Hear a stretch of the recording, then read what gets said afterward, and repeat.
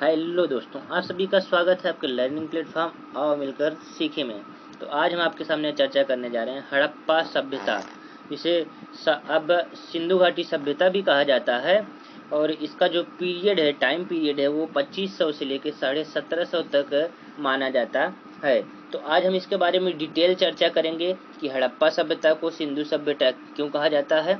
आइए आगे बढ़ते हैं और देखते हैं हड़प्पा सभ्यता के बारे में। तो शुरुआत करते हैं। तो हड़प्पा सभ्यता, जिसका एक और नाम है कि सिंधु घाटी सभ्यता भी कहा जाता है, इसका सबसे उत्तरी बिंदु की बात करें भारत में, इसका सबसे उत्तरी बिंदु क्या है तो आप कहोगे मांडा जिला, जो कि कहाँ पे है, जम्मू कश्मीर में, और चिनाब नदी के पास में है। कौन सा जिला? मांडा जिला, जम्मू कश्मीर में, चिनाब नदी के पास में। भारत में सबसे उत्तरी स्थान है किसका?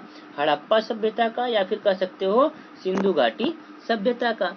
इसी तरह से बात करें अगर हम कि पश्चिमी एरिया, सबसे पश्चिमी भाग हड़प्पा सभ्यता की या सिंधु घाटी सभ्यता का सबसे पश्चिमी भाग कौन है तो आप कहेंगे सूतकांगे डोर, जो कि बलूचिस्तान में है, डास्क नदी के किनारे। भारत में नहीं, ये कहाँ पे है? पाकिस्तान में। सूतकांगे डोर, बलूचिस्तान, दास्क नदी के किनारे। इसी तरह से बात करें सबसे पूर्वी बिंदु, तो पूर्वी बिंदु जो है वो क्या हो जाएगा? आलमगीरपुर, उत्तर प्रदेश में है, जो कि और किस नदी के किनारे है तो आप कहेंगे हिंडन नदी के किनारे है। हिंडन नदी के किनारे आलमगीरपुर में, उत्तर प्रदेश में क्या है? इसका सबसे पूर्वी बिंदु माना जाता है। बात करें इसी तरह से दक्षिणी बिंदु के बारे में, तो अहमदनगर, जो कि महाराष्ट्र में है, और प्रवरा नदी है। कौन सी नदी है? प्रवरा नदी। यानी जो हड़प्पा सभ्यता थी, यानी जो सिंधु घाटी सभ्यता थी, उसका सबसे दक्षिणी बिंदु क्या है? अहमदनगर, महाराष्ट्र में है, जो कि प्रवरा नदी के किनारे है। इसके कुल क्षेत्रफल की बात की जाए तो 12,99,660 वर्ग किलोमीटर में फैला हुआ है। 12,99,660 वर्ग किलोमीटर, और लगभग लगभग इसे 13 लाख वर्ग किलोमीटर माना जाता है। हड़प्पा सभ्यता का क्षेत्रफल मिस्र व मेसोपोटामिया का 12 गुना है। कितना है भैया? मिस्र में और मेसोपोटामिया का कितना है? 12 गुना। इसी तरह से बात करें हड़प्पा सभ्यता का जो आकृति थी वो किस आकार की थी तो ये त्रिभुज आकार का था। किस आकार का था भैया? तो आप कहेंगे जो हड़प्पा सभ्यता थी वो किस आकार की थी भैया? त्रिभुज आकार की थी। आगे बढ़ें तो जो हड़प्पा सभ्यता यानी सिंधु घाटी सभ्यता की खोज के बारे में बात करें तो जो चार्ल्स मेसन थे, सबसे पहले कौन से वैज्ञानिक थे या कह सकते हो पुरातत्वविद, जिसका नाम था चार्ल्स मेसन। 1826 में खोज क्या करते हैं?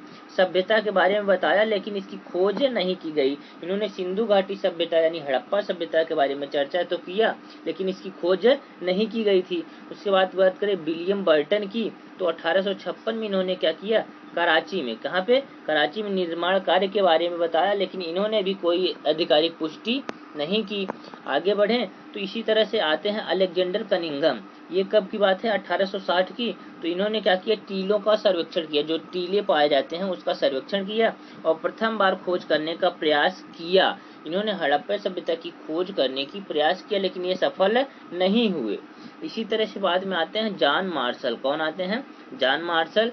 ये 1921 की बात थी, और इनके साथ में कौन थे भैया? दयाराम साहनी। कौन थे? दयाराम साहनी। इन्होंने ही क्या किया? हड़प्पा सभ्यता की खोज की। कब की थी? 1921 में दयाराम साहनी ने। उनके अध्यक्ष कौन थे? John Marshall. यानी जो पुरातत्वविद कौन थे भैया? John Marshall. तो आगे बढ़ें तो अगला जो है भैया कि इसके कार्यकाल से संबंधित है। हड़प्पा का जो कालक्रम है वो कितना से कितना माना जाता है। जो जॉन मार्शल थे, जॉन मार्शल के अनुसार 3250 से 2750 ईसा पूर्व तक माना जाता है। लेकिन जो कार्बन की विधि होती है, कार्बन 14 विधि के अनुसार इसकी जो सबसे सर्वमान्य तिथि मानी जाती है वो 2500 बीसी से 1750 बीसी। कितना? 2500 बीसी से 1750 बीसी मानी जाती है। आगे बढ़ें तो इसके बारे में बताया गया कि इसका नामकरण कब और कैसे हुआ। तो चर्चा करते हैं नामकरण के बारे में। तो जो सिंधु सभ्यता थी, सिंधु घाटी, जो सिंधु नदी है उसके किनारे स्थित होने के कारण इसका नाम क्या हो गया? सिंधु घाटी सभ्यता। और इसका नाम हड़प्पा क्यों पड़ा? प्रथम खोजे गए स्थल हड़प्पा के नाम पर इसका नाम क्या पड़ा था? हड़प्पा। यानी सबसे पहला जो स्थान खोजा गया था उसका नाम हड़प्पा था, उसी के नाम पे इसकी सभ्यता का नाम कर दिया हड़प्पा कर दिया गया। बाद में पता चला कि यह सिंधु नदी के किनारे थी, इसका नाम क्या बदल गया? सिंधु घाटी सभ्यता। हड़प्पा सभ्यता के उद्भव के संबंध में अलग अलग मत हैं। जैसे विदेशी मतों में क्या होता है तो इसको ज़्यादा ज़रूरी नहीं है। आप आगे बढ़िए और देखते हैं हड़प्पा कालीन जो स्थल हैं वो कौन कौन से हैं। तो अफगानिस्तान में हड़प्पा कालीन के जो कुछ स्थान थे वो कौन, उसका नाम क्या है, सौर्त गोई। कौन है, सौर्त गोई। कहाँ पे है ये, अफगानिस्तान में, जो कि हड़प्पा कालीन या फिर कह सकते हो सिंधु घाटी सभ्यता का महत्वपूर्ण स्थल हुआ करता था। इसी तरह से अगर पाकिस्तान में बात करें, सिंधु घाटी सभ्यता के जो कुछ स्थल हुआ करते थे, जैसे मोहनजोदड़ो हो गया, चन्हूदड़ो हो गया और कोटदीजी हो गया। पाकिस्तान के जो सिंध जिला है उसमें मोहनजोदड़ो स्थान पाया गया, चन्हूदड़ो पाया गया, कोटदीजी पाया गया। ठीक है। इसके बाद करें पंजाब में, तो हड़प्पा, एक पंजाब में हड़प्पा स्थान पाया गया। बलूचिस्तान में कौन है, तो डाबरकोट और बालाकोट। ये क्या है, जो सिंधु घाटी सभ्यता के प्रमुख स्थान हैं। आगे बढ़ें तो इसी तरह से भारत में जो कुछ प्रमुख स्थान थे, जम्मू कश्मीर। जम्मू कश्मीर में कौन सा जिला है भैया, मांडा जिला। भारत में सबसे उत्तरी बिंदु जो कि चिनाब नदी पर स्थित है, वो भारत में सबसे उत्तरी बिंदु है। पंजाब की बात करें तो पंजाब में एक रोपड़ जिला है जो कि सतलज नदी पर स्थित है, यह भी प्रमुख स्थान रहा। हरियाणा में बात करें, बनवाली, मिट्टी के, जहाँ से मिट्टी के हल और बैलगाड़ी का खिलौना प्राप्त हुआ था। बनवाली से क्या मिला, मिट्टी के हल, बैलगाड़ी का खिलौना। और राखी गढ़ी भी हरियाणा में ही है। और यहाँ से क्या मिला, भारत में सबसे बड़ा नगर कौन था भैया, राखी गढ़ी ही था। सिंधु घाटी सभ्यता का सबसे बड़ा नगर जो था वो राखी गढ़ी था, और जो कि कहाँ पे है, हरियाणा में है। राजस्थान की अगर बात की जाए तो राजस्थान में कालीबंगा नामक स्थान प्राप्त हुआ, जहाँ से जोते हुए खेत, काली चूड़ियाँ और अग्निकुंड प्राप्त हुए थे। क्या क्या, जूते हुए खेत, काली चूड़ियाँ और अग्निकुंड प्राप्त हुआ था। कहाँ से भैया, राजस्थान के कालीबंगा से। उत्तर प्रदेश में बात करें तो आलमगीरपुर एक स्थान है जो कि सबसे पूर्वी स्थल है किसका, सिंधु घाटी सभ्यता का। आगे बढ़ें तो महाराष्ट्र की बात की जाए तो महाराष्ट्र में दाइमाबाद एक स्थान है, और जो कि सबसे दक्षिणी स्थल है, जिसे अहमदनगर भी कहा जाता है। बात करें गुजरात की, तो गुजरात में सबसे ज्यादा स्थल किसके पाए गए हैं, सिंधु घाटी सभ्यता के। बात करें लोथल, लोथल क्या था, उस समय का बंदरगाह था। क्या था भैया, बंदरगाह था सिंधु घाटी सभ्यता का। अग्निकुंड भी वहां से प्राप्त हुआ है, चावल भी प्राप्त हुआ है लोथल से ही। धौलावीरा गुजरात में ही है, जहाँ पे सुव्यवस्थित नगर यानी जो नगर नियोजन पद्धति थी वो कहाँ से प्राप्त हुई, धौलावीरा से। सुरकोटदा की बात करें तो यहाँ से केवल घोड़े के जो अवशेष होते हैं वह प्राप्त हुए। यह भी सभी जो बता रहे हैं यह सब गुजरात में ही स्थित स्थान है। रंगपुर की बात करें तो यहाँ से चावल का प्रथम साक्ष्य मिला था। भगतराव और रोजदीव, यह भी क्या है, स्थान ही है जो कि गुजरात में पाए गए हैं, सिंधु घाटी सभ्यता के प्रमुख स्थल हैं। आगे बढ़ें तो हड़प्पा सभ्यता की जो विशेषताएं थी उसमें प्रमुख विशेषताओं में एक नगर नियोजन की व्यवस्था थी। नगर नियोजन की व्यवस्था में नगर को दो भागों में विभाजन किया जाता था। क्या, एक तो पश्चिमी टीला, एक तो पूर्वी टीला। पश्चिमी टीला की बनावट आपको यहाँ पे दिखाई दे रही होगी और यहाँ पूर्वी टीला की बनावट दिखाई दे रही। अपवाद में क्या है, धौलावीरा नामक स्थल 3 स्तरों में विभाजित था। जो धौलावीरा स्थान पाया गया वो 3 स्थलों में विभाजित है। जैसे अभी आपको यहाँ हमने पश्चिमी टीला और पूर्वी टीला बताया, लेकिन धौलावीरा में ये सभ्यता, ये बनावट नहीं मिली। उच्च स्थान पर अधिक सुरक्षित, यहाँ पे ये लोग जो घर बनाते थे उच्च स्थान पर ज्यादा बनाते थे। उच्च वर्ग राजा हुआ करता था, उसके बाद पुरोहित, फिर शासक, फिर आदि यानी का निवास करते थे। निचले स्थान पर स्थित जनता, शिक्षा, व्यापारी हुआ करते थे। जो उच्च स्थान पर निवास करते थे उसमें राजा हुआ करते थे, पुरोहित हुआ करते थे, शासक हुआ करते थे। और जो जिनका स्थान नीचे रखा गया यानी जिनको कम महत्ता दी जाती थी उसमें आते थे भैया जनता, शिक्षक और व्यापारी। ठीक है। आगे बढ़ें तो जो अगला जानकारी है वो क्या भैया, जो ग्रिड पद्धति पर आधारित भवन एवं सड़कें, इनकी जो सड़क बना करती थी, उनके जो भवन बना करते थे उनकी एक पद्धति हुआ करती थी जिसे ग्रिड पद्धति कहा जाता है। इनका जो दरवाजा था वो मुख्य सड़क की ओर न खुल करके अंदर की ओर खुलता था। और ये जो सड़कें होती थी ये चौकोर आपस में एक दूसरे को काटती थी, ऐसी बनाई जाती थी कि ये आपस में एक दूसरे को काटते, सीधा और एक दूसरे को समकोण पर काटती हुई सड़कें बनाई जाती थी। किसमें, सिंधु घाटी सभ्यता में।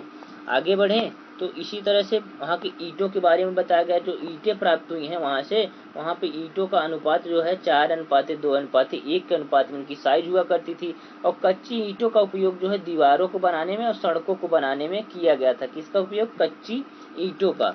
आगे बढ़ें तो जो कुआं मिला था, एक क्या मिला था, कुआं। और कुआं जो है लगभग हर अमीर और गरीब घर के घर में क्या मिला था, कुआं। मतलब सभी के घर में लगभग क्या एक मिल गया, एक कॉमन चीज मिल रही थी जो जिसका नाम था कुआं। आगे बढ़े तो नलियों का प्रबंधन, जो नालियां होती थी उनका भी कैसी बनावट थी उसके बारे में चर्चा करें। तो आपको यहाँ पे दिखाई दे रहा होगा कि ये है मुख्य सड़क और इसके बाद में साइड साइड में इसके बड़ी बड़ी नालियां बनाई गई हैं। ये आपको दिखाई दे रही है, ये जो नाली है ये क्या है, नाली है। ठीक है, ये देख रहा है छोटी नाली हो गई, यहाँ से घर से निकल के छोटी नाली जा रही है, बड़ी नाली में कंटेक्ट हो रही है। ठीक है, फिर नाली की सफाई के लिए निर्मित यहाँ पे आपको देख रहे हैं चैम्बर बनाया गया है नाली की सफाई के लिए। धौलावीरा सबसे सुरक्षित व्यवस्था वाला सुव्यवस्थित नाली प्रबंधन तथा लकड़ी की नाली का उपयोग किया। जो धौलावीरा स्थान हमने बताया था उसने क्या किया था भैया, सबसे अपनी जो नालियों की व्यवस्था थी उसकी सबसे व्यवस्थित नालियां थी और इसने लकड़ी की नली का प्रयोग किया था।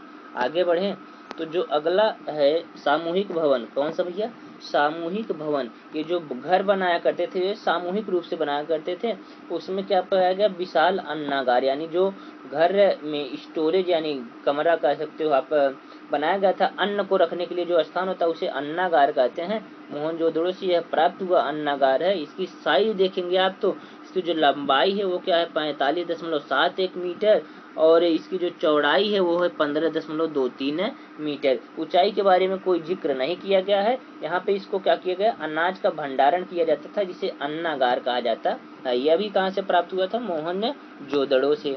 आगे बढ़े तो स्नानागार प्राप्त हुआ था, जो कि देख रहे हैं आप बिल्कुल यहाँ पे सीढ़ियों के रूप में उतरने के लिए बना गया है। मोहनजोदड़ो से ही यह भी प्राप्त हुआ। इसकी लंबाई चौड़ाई के बारे में बताया गया है, जो कि इसकी ऊंचाई थी 5.5 फीट थी, सॉरी 5.5 मीटर सॉरी फीट थी और इसकी जो 12 मीटर क्या थी, चौड़ाई थी। लंबाई की बात करें तो भैया इसी तरह से ये कितना थी, सॉरी लंबाई 12 मीटर थी, चौड़ाई 7 मीटर थी और जो ऊंचाई थी वो 5.5 फीट हुआ करती थी। सभागार यानी जो राजा होते थे उनके सभा करने के लिए एक सभागार बनाया गया, जो कि इस रूप में हुआ करता था। आगे बढ़ें, अगर आपको वीडियो पसंद आया हो तो आप क्या करिए, वीडियो को लाइक करिएगा, वीडियो को जाके कमेंट करिएगा और अपने दोस्तों के साथ में शेयर जरूर कीजिएगा। अगर आप चैनल पर नए हैं तो चैनल को सब्सक्राइब अवश्य कर लीजिए और बेल आइकन को दबाना मत भूलिए। Thank you.